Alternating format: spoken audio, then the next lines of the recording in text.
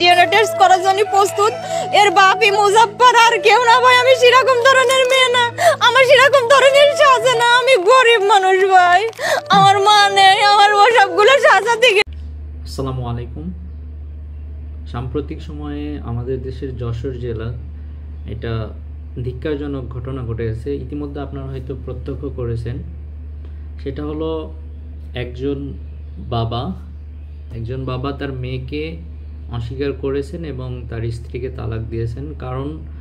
কারণটা হলো তাদের মেয়ে দেখতে তাদের মতো হয়নি, হয়েছে মেয়েটি সাদা, অর্থাৎ মেয়েটি দেখতে ইউরোপ আমেরিকার শ্বেতাঙ্গদের মতো হয়েছে। আসলে এটা একটা চিকিৎসা বিজ্ঞানের ভাষায় এটা একটা রোগ, এটা একটা জেনেটিক ডিসঅর্ডার। অধিকাংশ ক্ষেত্রে দেখা যায় যে এই রোগের যে জিনটা সেটা প্রচ্ছন্ন থাকে, এই জন্য এটা একটা বিরল রোগ। এই রোগে সাধারণত রোগীর দেহে পর্যাপ্ত পরিমাণ মেলানিন থাকে না, যেটা আমাদের দেহের রং গঠনের জন্য দায়ী, চুলের রং, চামড়ার রঙের জন্য দায়ী। এটা না থাকার কারণে বডি পুরোপুরি সাদা হয়।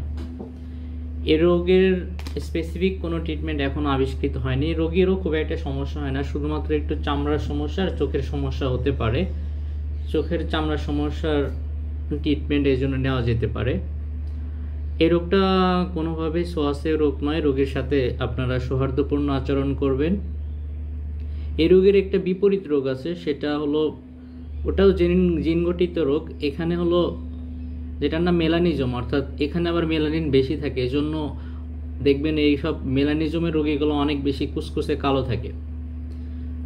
পরিশেষে আপনারা সবাই দেহ ও মনের যত্ন নেবেন, সমাজের যত্ন নেবেন, এরকম রোগীর সাথে সৌহার্দ্যপূর্ণ আচরণ করবেন।